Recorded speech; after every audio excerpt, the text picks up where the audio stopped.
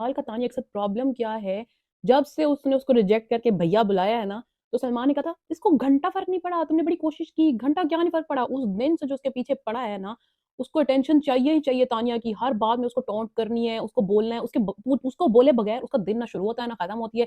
कौनिका और उसकी बात हो रही है, बीच में बैठ के उसको टोंट मारी जा रहा है कि ये है, वो है, अब तू क्या करेगी, अब कुछ नया कर ले, कुछ तो डिफरेंट कर, अब जो होना अब तू सारी अपनी चीज़ें तो दिखा चुकी है, अब कुछ और करके दिखा। फिर कौनिका को कह रहे, इसके सामने मैं बात नहीं करना चाह रहा था, ये तो जाके फ़ौरन गौरव को बता बस कर दे, छोड़ दो उसको, जब वो तुम्हें जवाब नहीं दे रही, बख्श दो उसको। अब तो आके सलमान को कह देना चाहिए था कि सॉरी मेरे से गलती हो गई कि मैंने कह दिया कि अमाल को घंटा फ़र्क नहीं पड़ा, लेकिन अमाल को बहुत ज़्यादा फ़र्क पड़ा है।